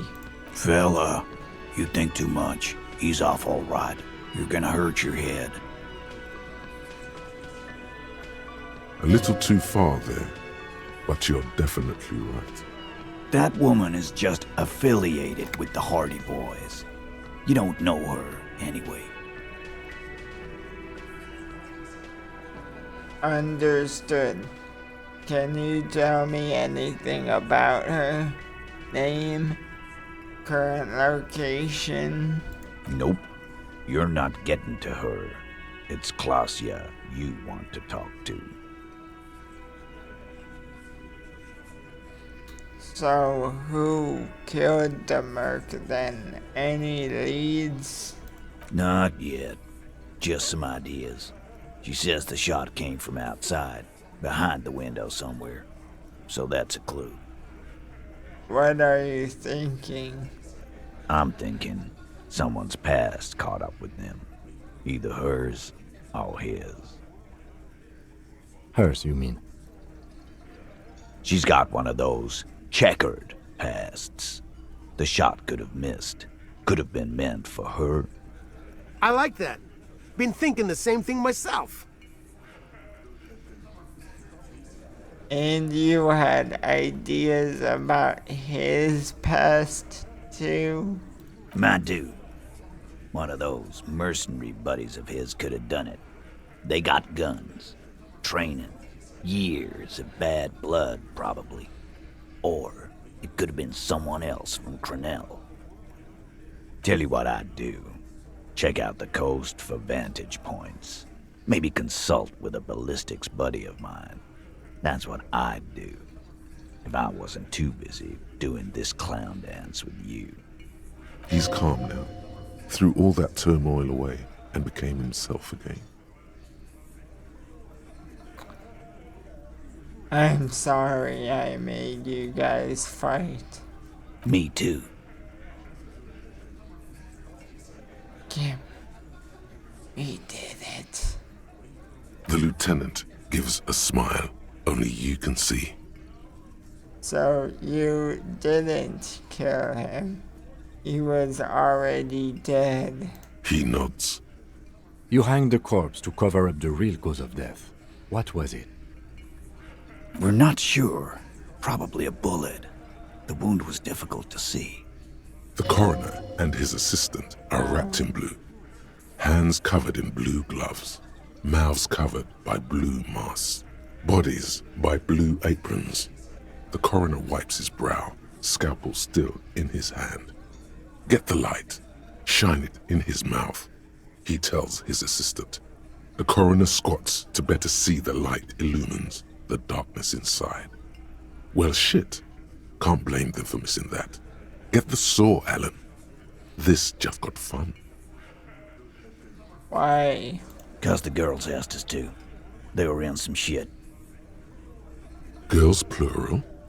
There's another girl? 2 of them? Take note of this. They'll probably say more about her later. Did she kill him? Cop, I have no idea. The girl says she didn't. He doesn't think she did. Or at least he hopes she didn't. What happened Sunday night? Klasia came down. She seemed really out of it. Drugged up, even more than usual. Bug-eyed and gurning, you know? Not in a fun way. It looked like she'd redosed after something went down. I've seen that look before. She was scared. I knew someone had died. How did you know? I've done this job for 10 years. I've seen it before. It's the politician in the motel room with the dead hooker scenario. Only in reverse. Good analogy, boss. You don't get to talk yet, Shanky. You're still on the bench. And you keep taking it easy too, Angus. That's okay with the fat man, still wheezing there. He couldn't speak if he wanted to. What happened then? We went upstairs. Sure as day the merc was dead. There was a bullet hole through the window. Fucking dirty sheets and bottles everywhere. He means they'd been fucking? Tibbs patched the window. And the corpse, we hanged. Who's Tibbs? The 8th Hardy? Nah, he's my brother. He's in the window replacement business. Right now, he's grateful he hasn't gotten his brother into this mess. If Classy didn't kill him, why the cover up? You may have noticed our girl's in some shit of her own. I didn't notice anything. What kind of shit are we talking about? The can't show up on police radar kind. There are people after her. From the old world. Where she came from. These people, who are they? They're powerful. Connected to the Moral Intern. She's clearly afraid for her life. Says if she showed up in your systems, she'd be ghosted away. And why would you help someone like that? By taking on a murder? Why would I? I guess we abide all sorts of runaways and losers here. It's a Martinez thing. Thank you for this, Titus. I'll go talk to her for the last time. You do that. Hey, cop. Before you go. Suddenly, the wind picks up outside. You hear it rattling the large windows in their frames. It carries newspapers, circles the whirling in rags in a warm column. She, Clausia, came to Martinez to hide. Many of us did. This is where you wash up when there's nowhere left to go. The Union takes you in. Now, she refused that protection. But still, after all this headache, but you would still prefer if we didn't take her away? That's right. If we didn't take care of the people who end up here, this place would just be a couple of ruins and some cargo containers. We'll take that into account. Okay. Now going to talk to Classic. And I'm sure the conversation's gonna be great.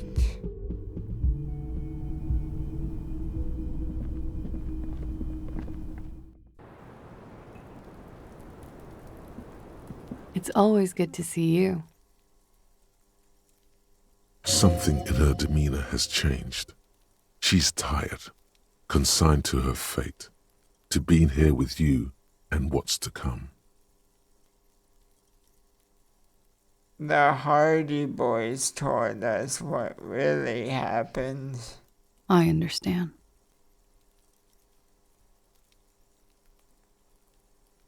You don't look surprised. You were expecting this.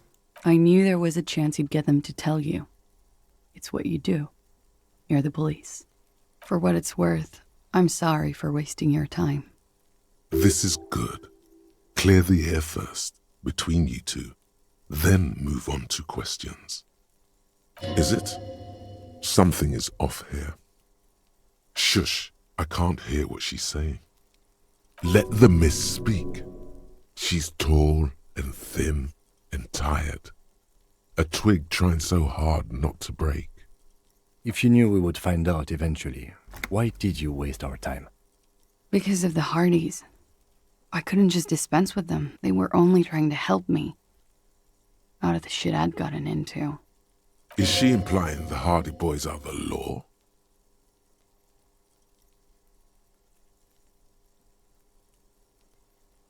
The Hardy Boys are not the law.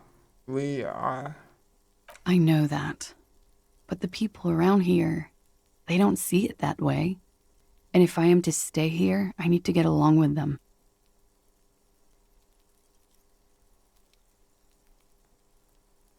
Cool. I'm satisfied with this explanation. I am not. There is more here, miss. Oh. You're right. There's more. More? You answer to the coalition government, and by extension, the moral intern. Briefly glancing over her shoulder to the sea, as she's done time and time again. A grand expanse of water reaches over the bay and to the horizon, grey and pale violet in the morning light. What lies beyond it? The Pale, the Muindi Isola, the Occident, and then Oranje, the old, old world. Is that why you're looking over your shoulder? You're afraid of the moral intern? You share a database with them. You send people to their courts. What's going on? What did he do? Just business. But bad business for some people in the moral intern. If I show up in your records, officer, they will find me. They will... What happens if they do? They will kill me, sir. If you file my name, take me in for questioning, enter me into the moral intern mill, well, then I'm fucked. For nothing. This murder didn't have anything to do with me.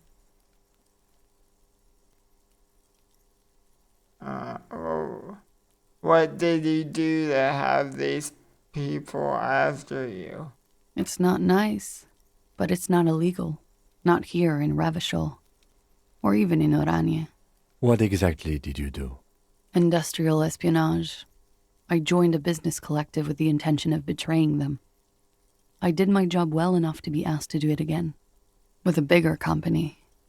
The kind you really, really don't fuck with. I took their ledgers, 2 decades worth of accounting. I need the names of the companies involved and who hired you. The job was Lou's County Savings Bank. They sound small, but they're part of the Lou Scott conglomerate. That was the second job. The first was some printer company. You wouldn't know them. But she really destroyed them. She still feels it. As to who hired me for the job, I don't know. But they're after me too. Along with Lou Scott and their friends in the MI. Once you're done in the competitive intelligence circuit, you don't have allies. You're radioactive.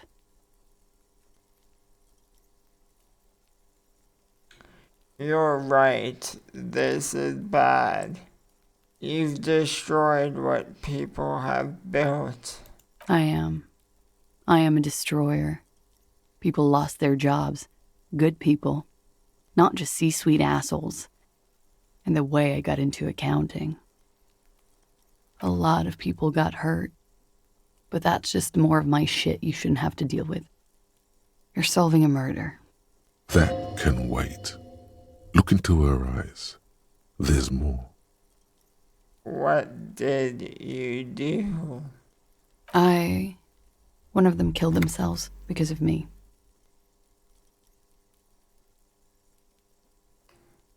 That's not easy to deal with. How do you deal with anything? It's all just... How do you do it? I'm a cop. what I do is right. By bargaining, then. I do that too. It's not all that effective. What happened here? The night he died? We were there. Together. In bed, I mean. Tell me exactly what happened. Okay.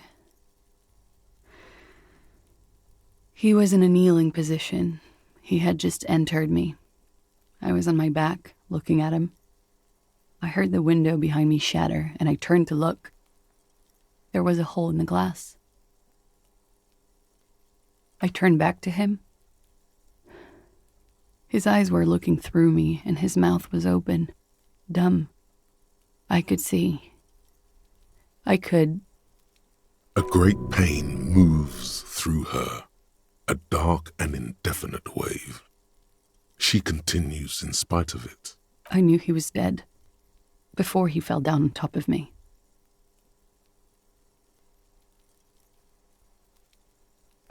You don't have to continue if you don't want to. No, I want to. Let's get this done. It's okay. Tell us as much as you're comfortable with. He was heavy. I pushed him off and he fell to the floor. There. He only had his boots on. I bit the pillow, not to scream, then ran downstairs. I waited for the second shot to come. For me. I thought there would be one. It never came. I'm sorry this happened to you. So am I. She throws it away and immediately proceeds to light another one. What time was this? When did it happen? It would help us if you could be as precise as possible. 11:30 to 12:15. I don't know the exact time. Around midnight. It's okay. Were you inebriated? Not as much as usual. He'd done a line, plus other things. I was drinking. Wait. Titus said she was gurning her jaw off, much more than usual. I just said you looked pretty high. Oh, yeah. I did one of his lines, just to clear my head. Good thinking. Clear your head. You should clear your head. Get into his mindset. Did you hear or see the shooter in the course of this? No. What did you do then? Nothing. I was trapped. I was stuck in my room downstairs. I got some clothes on and crawled back up, drew the blinds. Blood was coming from his mouth. Not a lot. Just a little. He was still on the floor, slouched. I couldn't be there with him anymore. So I ran down and out of my room, into the hallway, down the stairs. I knew there would be people there. Run, woman. Run past them and out into the streets where it's dark and people move. To the lorries at the intersection, as far as you can. Why didn't you run away from here? As a matter of fact, why are you here now? I already ran. I ran from an entire Isola. I can't run any further. Not with these people. This is as far as it gets. What happened after you ran downstairs? Sylvie was tending the bar. A lot of people were there. The Hardys were at the table in front of the stage. I think the Union box was full. Ruby was there too. They were having such a good time. I sat down and they all welcomed me. I didn't even have to say anything. Ruby knew something was wrong. Ruby? Before we continue, who is Ruby? Ruby. You know, the leader. The leader? Of what? The Hardy Boys. I thought Hardy was the leader of the Hardy Boys. Well, nominally, yes. Ruby's the one they go to when things happen, like things they need taken care of. She's the organizer. This Ruby, in her phrasing, is entrusted with great power. She trusts her. So do the others. Would you say she is the 8th Hardy Boy? Why not? Okay, let's go on. What then? Well, Ruby said let's talk upstairs. I showed her the room. I've known these people since December. They know my situation, that I can't leave a paper trail. Ruby was the first one I told. She said she'd take care of this. It's what she does, take care of things. I helped her get the body to the bathroom. We used a belt to pull him up under the shower, to keep him upright. To produce lividity, matching a hanging? Yes. We completely missed the tampering. Looks like you got there in time. What was this, 20 minutes after death? About 20, yes. Ruby explained it would make the blood... You know what he does. Then what did you do? Ruby went outside to talk to Titus and the boys. I was just looking at Lely in the bathroom. I had to put his clothes back on. His armor, too. It was tough, but I've seen him take it off and put it on many times. It took Ruby maybe half an hour to come back with Titus. I'd gotten him ready by then. They carried him out. I knew what they were going to do. Make it look like a hanging. Ruby said they would. What did you do while they were hanging him? Ruby said to wait here. She also said I wouldn't see her for a while, that we should lay low or something. So I did. This Ruby, where is this Ruby now? I don't know. I haven't seen her since. We will need to take this question to the Hardy Boys. When it happened, did you hear a gunshot? When he was shot? I may have. I don't know. I couldn't hear anything over the glass exploding. Could the people after you have killed him? That's the first thing that went through my head when I heard the glass break. And? I thought they'd found me. They've killed him to punish me. All last week, I've tried not to talk to anyone or be seen with anyone so they wouldn't be hurt. I've come to understand, however, this is paranoia. What happened didn't have anything to do with me. It probably didn't. Or I don't know anything anymore. All I do is wait here. We can't go after Loose Cap. Not yet. There are other, saner leads. I don't ask you to, Lieutenant. If there's one thing I know, it's that you'll get nothing from there. When was the window changed? Last week. Angus and Titus's brother, I think he's called Tibbs, took care of it. You should have another look at that window after this. Reconstruct the scene. It's right there. Not now. Still, you see the glass sparkling out of the corner of your eye. I think we're done here, for now. She nods, silently. She doesn't even smoke. Just picks up the cold coffee and holds it in her hands. He's thinking, are we done here? Or maybe you should take her to the station for safekeeping. She lied to you, and she's a flight risk.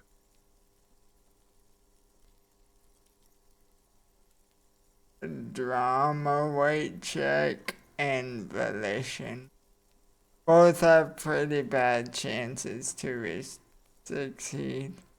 Let's return later. Okay. I can talk to Titus about, why did he not tell me about Ruby?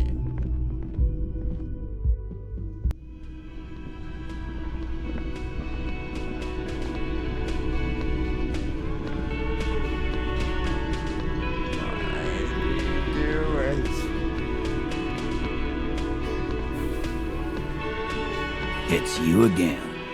What is it?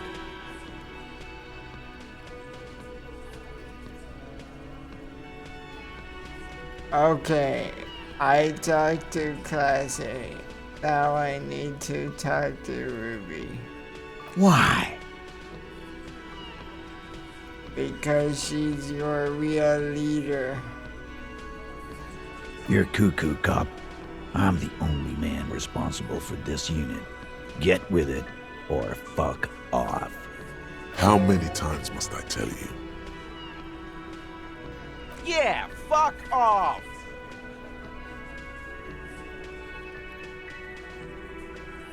I'm going to level with you. She's the next link in the chain that leads me to Lily's killer. Sounds like you're making her a suspect in this. Not on my watch, you're not. Ruby's one of us. We're not gonna throw her under your moral intern steamroller. Fuck that shit. And fuck you too, moral Ruby is missing. If you hide from the police in a murder investigation, you become a suspect. You know how it works, guys. That's nothing. That's just legalese. You don't even have a sound theory. I don't want to be rude, but we're trying to get some R&R here. Think you could fuck off now? I think we'll keep sticking around, Titus. You'll be surprised at how quickly a theory presents itself if you keep looking.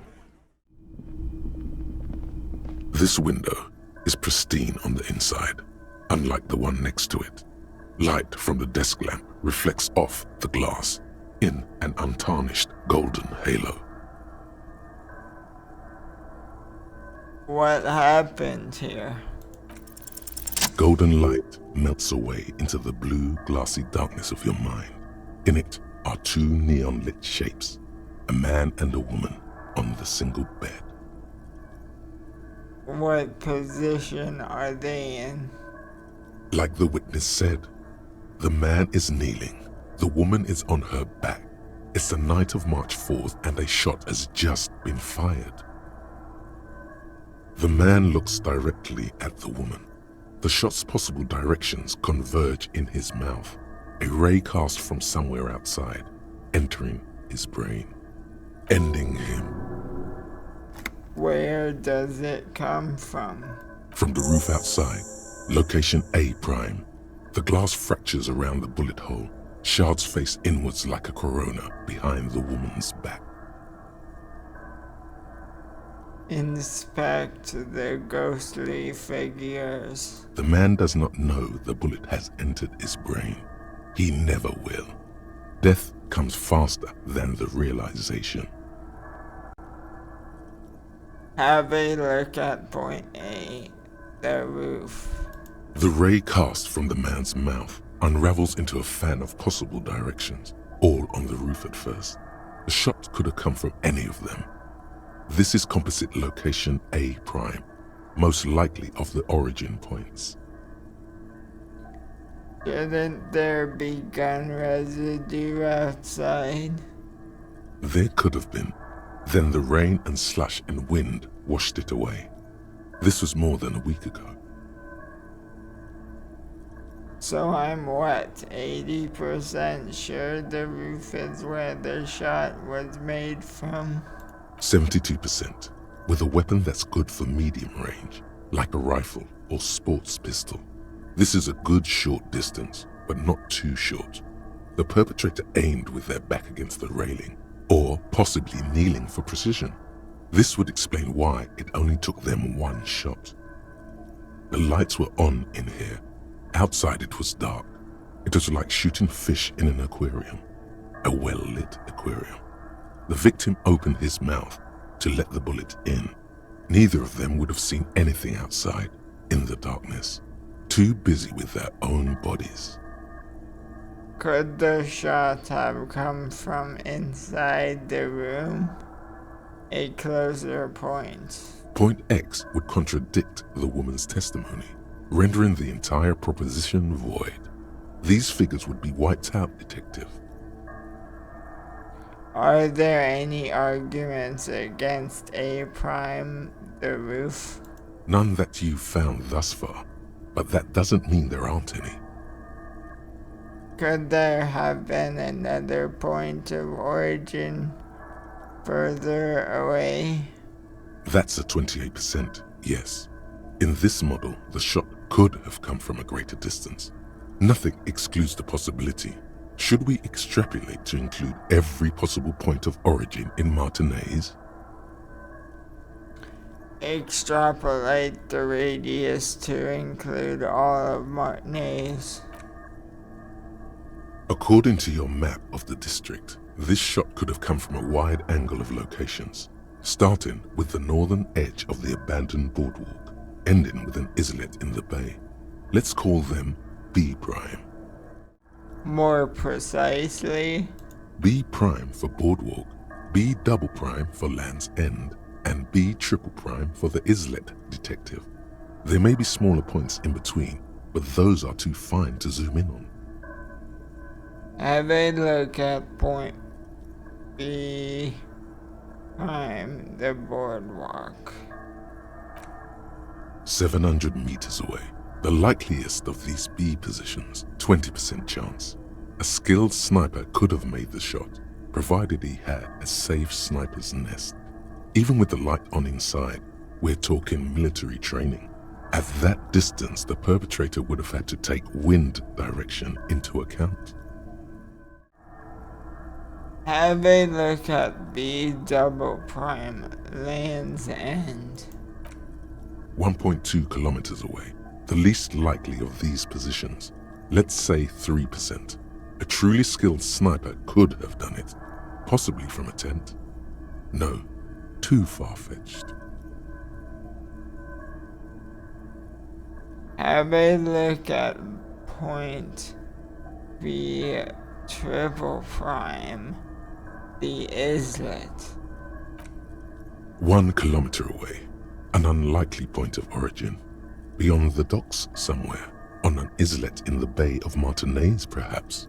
There are islets there, badly charted as they may be.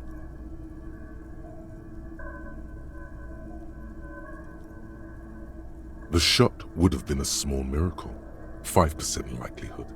There is an extremely narrow field of view from the bay to the window, between Rue de Saint-Ghislain 10 and 33A. The angle would have been extreme and access to the islets is questionable. Kim, do you think the shot could have come from further than the roof in Martinez? From where, precisely? Let's say B prime. The boardwalk, B double prime, Land's End, B triple prime, the islet. I see you have given this a lot of thought.